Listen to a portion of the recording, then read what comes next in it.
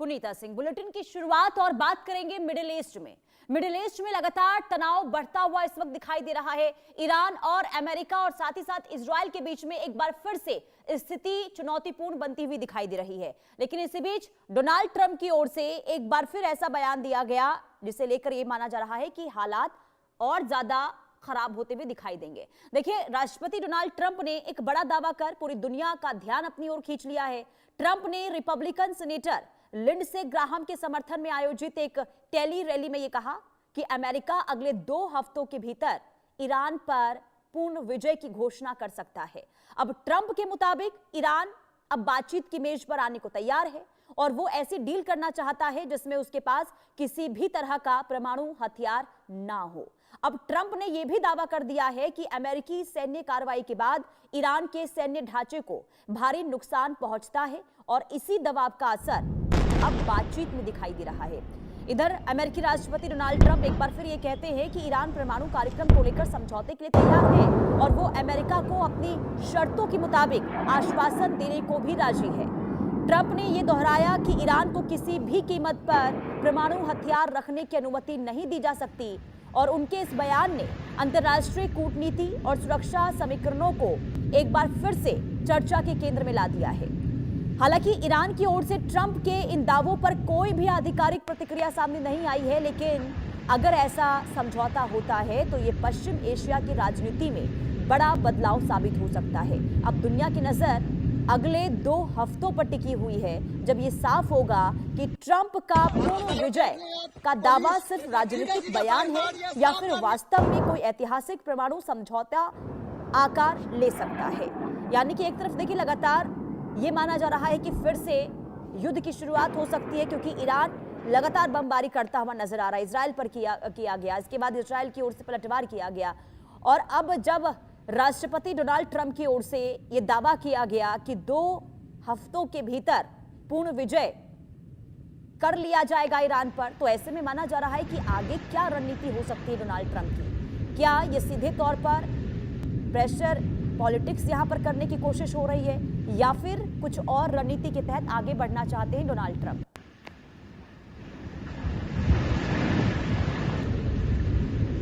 और हमारे साथ डिफेंस एक्सपर्ट के तौर पर मेजर जनरल रिटायर्ड टीपी त्यागी सर जुड़ चुके हैं। बहुत स्वागत है सर आपका इंडिया न्यूज पर। एक तरफ तो हम लगातार देख रहे हैं सर, जो 40 दिनों की जंग चली थी इसके बाद फिर से स्थिति खराब हो गई है। सीज फायर समझौता होने के बावजूद भी बमबारी एक बार फिर से शुरू हो गई है। लेकिन डोनाल्ड ट्रंप जब ये कह रहे हैं कि 2 हफ्तों के भीतर हम ईरान पर पूर्ण विजय हासिल कर लेंगे, इस बयान को आप किस तरीके से देख रहे हैं sir? That's a big deal.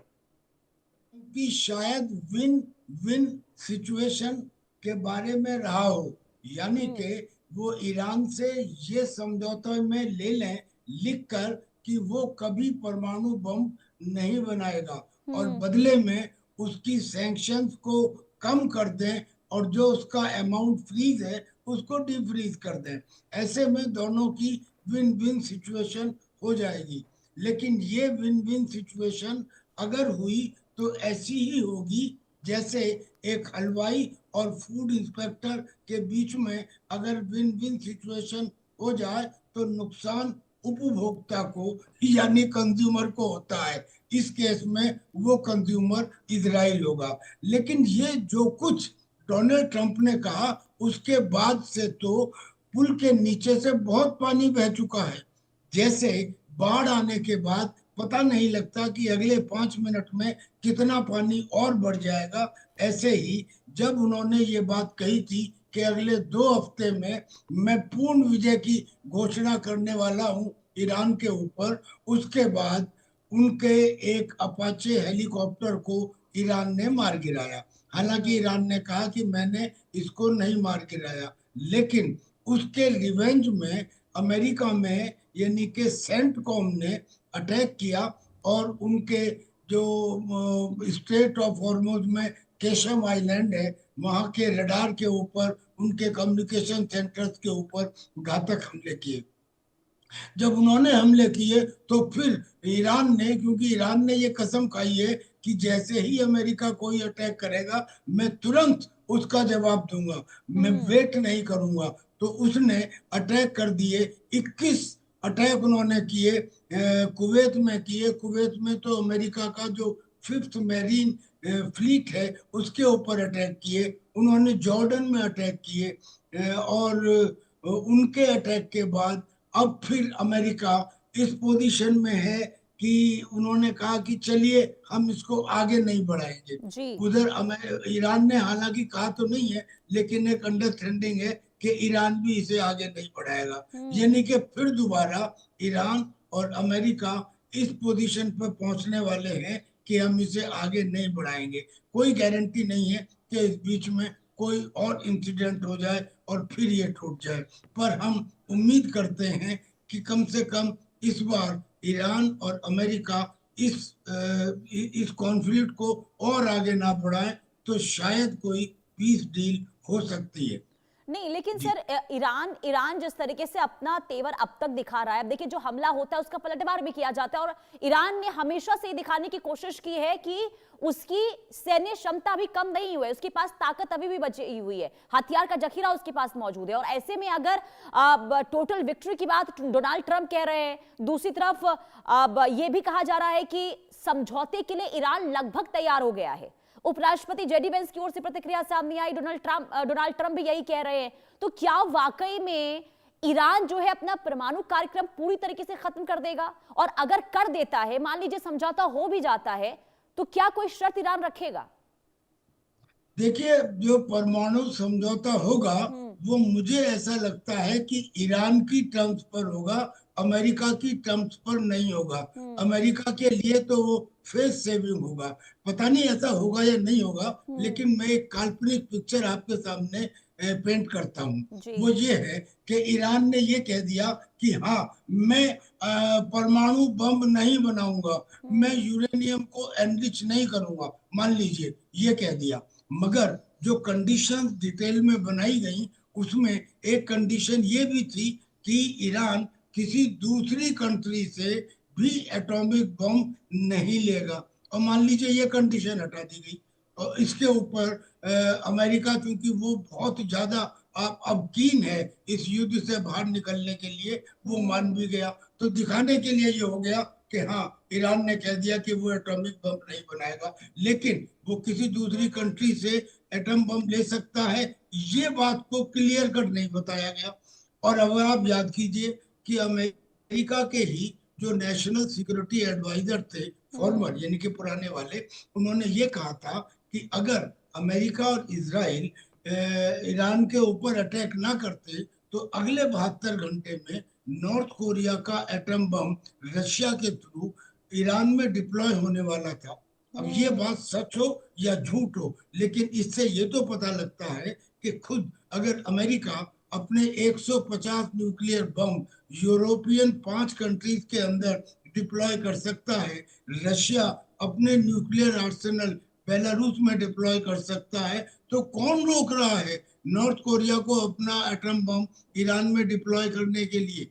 और मान लीजिए ये शर्त हटा दी जाए, तो इसलिए मुझे ऐसा लग रहा है कि इस समय चूंकि डोनाल्ड ट्रंप दिखावे के लिए कुछ भी कह रहे हो, लेकिन वो ये महसूस कर रहे हैं कि ईरान की शक्ति जो युद्ध के बाद माना जा रहा था कि खत्म हो गई, असलियत में वो और बढ़ गई है, क्योंकि अब उसने ये बता भी दिया और अभी अभी अटैक्स के अंदर दिखा भी दिया कि पुरानी मिसाइल के अलावा अभी तो बहुत सारे ऐसे हथियार हैं जो हमने अपने जखीरे में से निकाले ही नहीं थे।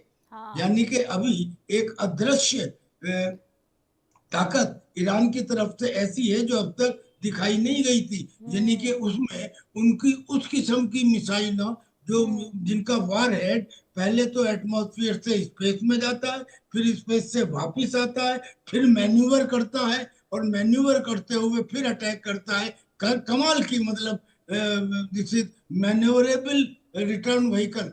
ये टेक्निक जो है, जो ईरान ने अपनी मिसाइलों में पैदा की है, अब अगर इसका इस्तेमाल होगा तो ये तो बहुत ही डेंजरस होगा। तो अमेरिका इससे निकलना चाहता है। इसका मतलब कोई अगर समझौता होता भी है तो वो दिखने में बेशक विन विन सिचुएशन लगे, लेकिन वो वन साइडेड होगा, यानी कि जो ईरान की लेकिन सर जरा ये तरफ भी झुका हुआ समझाइए, होगा। जो अब तक बातचीत हुई है और अब तक जो स्थिति बनती हुई दिखाई दी है मिडिल ईस्ट में, उसके मुताबिक आप क्या आकलन कर पा रहे हैं? क्या वाकई में जो एक प्रेशर बनाने की कोशिश ईरान पर हुई अमेरिका की ओर से, क्या इसमें अमेरिका सफल हो पाया है? क्या जो डोनाल्ड ट्रंप ने अब तक रणनीति बनाई, क्या इसके बाद ईरान की जो सैन्य क्षमता तो हम देख ही रहे, जिसका प्रदर्शन भी लगातार ईरान कर रहा है, लेकिन क्या रणनीति ईरान की कमजोर हुई है प्रेशर बनाने के बाद? देखिए, मैं नहीं समझता कि ऐसा हुआ है। हाँ। कमजोर अगर रणनीति हुई है तो वो अमेरिका की हुई है। अमेरिका का नेवल ब्लॉकेड, क्या वो सक्सेसफुल हुआ है? अरे, जो जो आप ईरान के नेवल वेजल्स को रोक रहे थे आने से भी जाने से भी, ईरान ने रास्ता निकाल लिया। उसने कहा कि अच्छा, इराक के नाम पे जाएंगे। अब वो जो वेजल से इराक के नाम पे जा रहे हैं और फिर इराक से बाय रोड वो ईरान में आ रहे हैं, यानी कि उसका इफेक्ट नहीं हुआ। तो नेवल ब्लॉकेड का भी पूरा इफेक्ट नहीं हुआ। दूसरी बात, जो कुछ अमेरिका ने अटैक किया, उस अटैक से डैमेज तो हुआ है, लेकिन ईरान के लड़ने की जो विल पावर है वो कम नहीं हुई। अगर वो कम हुई होती तो IRGC यानी कि इस्लामिक रेवोल्यूशनरी गार्ड कोई तो सिग्नल देता ऐसा कि जो उनकी कंप्रोमाइजिंग एटीट्यूड को दिखाए। उन्होंने तो ये कह दिया कि हम तो समझौता करने के लिए भी तैयार नहीं है, हम कीन नहीं है।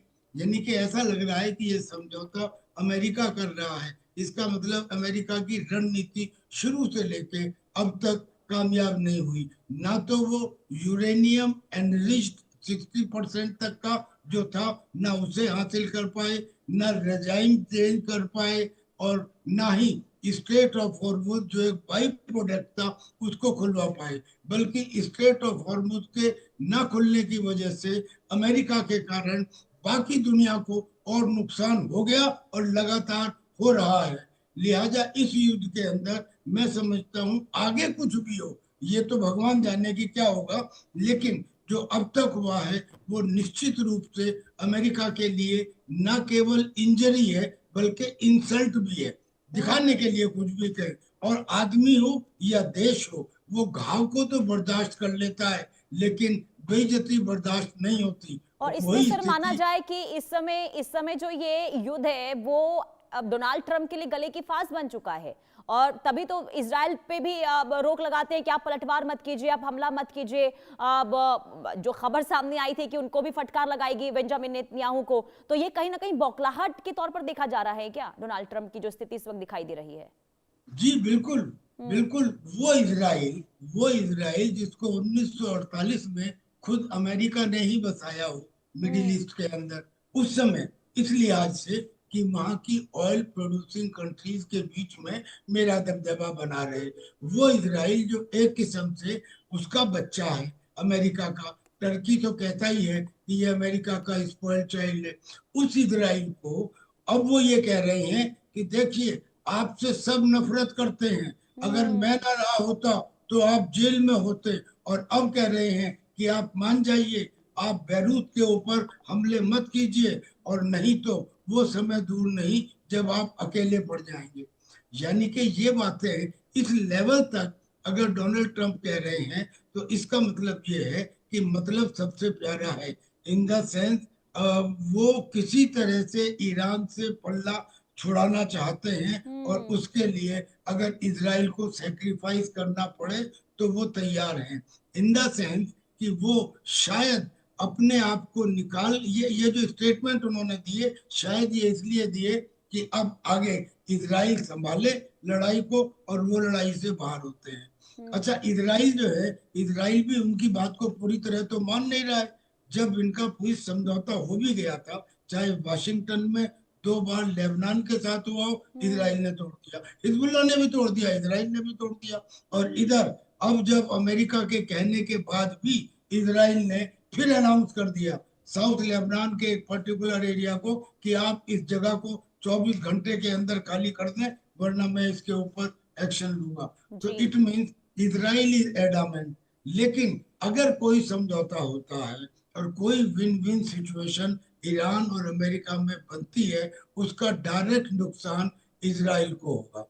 इजराइल चाहता है कि मैं किसी तरह से ईरान को इतना डीकैपेसिटेट कर दूं कि वो अगले 20 साल तक इस पोजीशन में ना हो कि मुझ पे अटैक कर सके। उसकी मिसाइलों के रेंज को 300 किलोमीटर तक लिमिट कर दूं, पर ऐसा होगा कैसे? इसका मतलब वही है जो मैंने एग्जांपल दी कि जैसे हलवाई और फूड इंस्पेक्टर में विन विन सिचुएशन हो जाए तो कंज्यूमर को नुकसान होगा। अगर इनमें समझौता हुआ अमेरिका और ईरान में, तो उसका नुकसान होगा इजराइल को, लेकिन सर क्योंकि यहाँ इजराइल पर उसका एक चीज और समझने वाली चीज है कि देखिए पूरी दुनिया को ये पता चल गया है कि इस वक्त अमेरिका किस स्थिति में है इस जंग में, और आप भी देखिए आकलन कर रहे हैं कि रणनीति अमेरिका की कमजोर पड़ी है।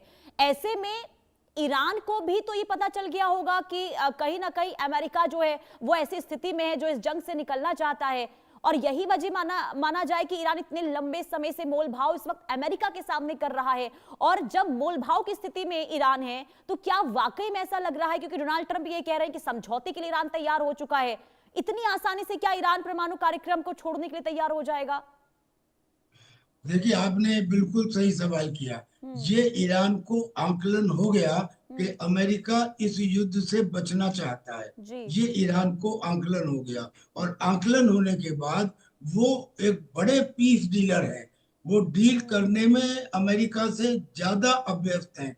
उन्होंने इसका फायदा उठाया, और इसका फायदा उठाने के बाद उन्होंने तरह तरह के ऐसे बयान अलग अलग लेवल से, चाहे उनके पार्लियामेंट के स्पीकर हो, या उनके राष्ट्रपति हो, या उनकी आईआरजीसी के जनरल वहीदी हो, ये सब अलग अलग तरह के बयान दे रहे हैं कि हम दुश्मन को समुद्र की तली में डुबो देंगे, दुश्मन को अंधकार में डुबो देंगे, दुश्मन को आइडिया ही नहीं है कि हमारे पास कितने खतरनाक और नए और हथियार हैं। यानी कि ये ईरान को भनक लगने के बाद उन्होंने अपना ये करना शुरू किया है। दरअसल में नुकसान तो ईरान को भी बहुत हुआ है।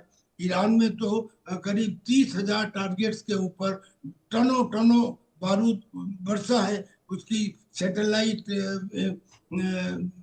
लोकेशन, उसकी रिसर्च लोकेशन, उसकी आईआरजीसी लोकेशन, सब हेडक्वार्टर्स को तबाह कर दिया गया था। लेकिन फिर भी आईआरजीसी है जो इस बात को पकड़े हुए है। मोजतुबा खोमेनी है जो ऐसे समय में, जिसे नर्व कहते हैं, बैटल ऑफ नर्व, तो बैटल ऑफ नर्व में ईरान एक बड़ा लीडर बन के सामने आया है। बहुत नुकसान सहने के बाद भी वो ये फेस दिखा रहा है कि मेरे पास ताकत बहुत है, और इसी का वो फायदा उठा रहा है। और ये फायदा इसलिए उठा पाया क्योंकि अमेरिका की नीतियां कमजोर नहीं, जिनसे आम आदमी को, हम जैसे लोगों को भी ये समझ में आ गया कि अमेरिका इस युद्ध से बाहर निकलना चाह रहा है। इसका वो फायदा उठा रहा है ईरान। लेकिन एक चीज यहाँ पर यह भी समझने की जरूरत है कि मान लीजिए इस वक्त जो समझौते की बात कह रहे हैं डोनाल्ड ट्रंप, मान लीजिए समझौता हो भी जाता है, ईरान झुकने के लिए तैयार हो भी जाता है, इस स्थिति में इजराइल क्या करेगा? क्योंकि इजराइल तो ये चाहता है कि ईरान के साथ जंग खत्म होनी ही नहीं चाहिए, फाइनल अब जो है जंग ये होनी चाहिए ताकि अब वापस से जो ईरान है वो मजबूत स्थिति में ना हो और इजराइल के लिए खतरा ना बने। अगर समझौता हो गया तो इजराइल का कदम क्या होगा? मैं यही तो कह रहा हूँ आपसे कि अगर समझौता हुआ तो उसका सबसे ज्यादा नुकसान इजराइल को होगा। लेकिन इजराइल अमेरिका के खिलाफ भी नहीं जाएगा। हो सकता है कि इजराइल उस समझौते के ऊपर हस्ताक्षर तो कर दे, लेकिन उसके बाद कोई ना कोई बहाना ढूंढ के वो फिर लेबनान के ऊपर अटैक करना शुरू कर दे, या वो एक ये शर्त रख दे कि समझौता मंजूर है लेकिन समझौते में लेबनान शामिल नहीं होना चाहिए।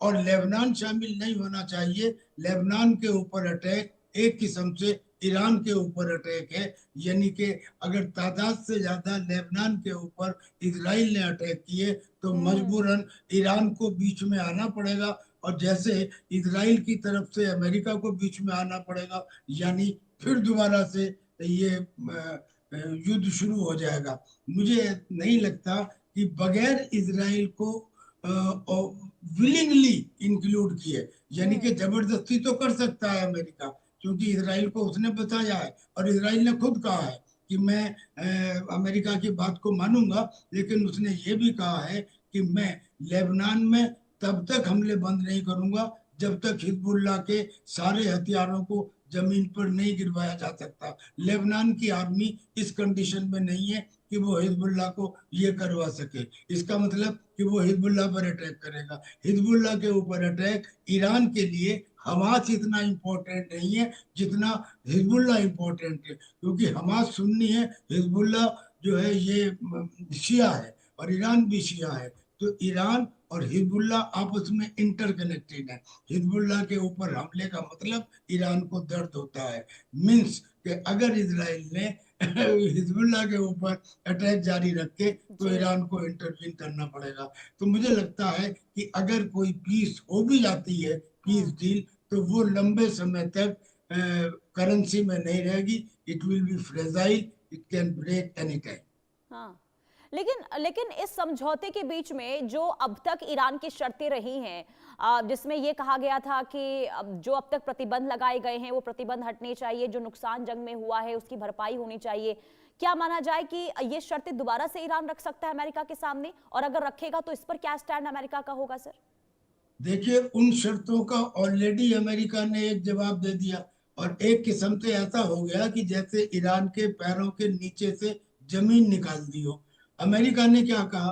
अमेरिका ने कहा कि जो 24 बिलियन डॉलर जो 24 बिलियन डॉलर ईरान के दूसरे बैंकों के अंदर जमा है, उस पैसे का इस्तेमाल किया जाएगा मिडिल ईस्ट की कंट्रीज में जो ईरान ने नुकसान पहुंचाया है, उस नुकसान के रिकंस्ट्रक्शन और रीडेवलपमेंट के लिए। यानी कि बजाय इसके कि उसका फ्रीज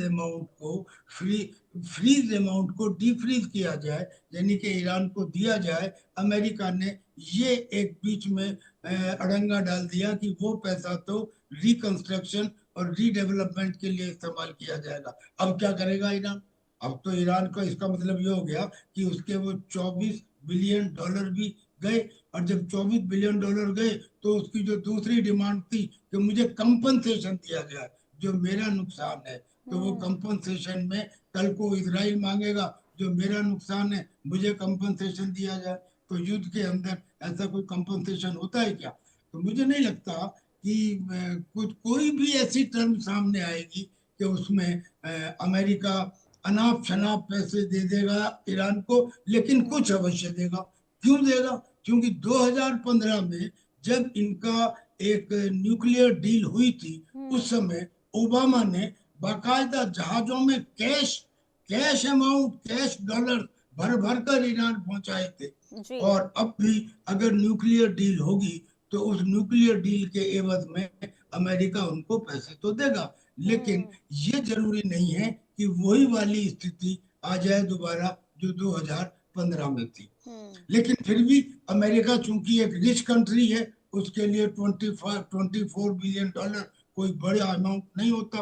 वो हो सकता है कि वो रिकंस्ट्रक्शन और रीडेवलपमेंट में अपनी तरफ से खर्च करे और वो ईरान को दे भी दे।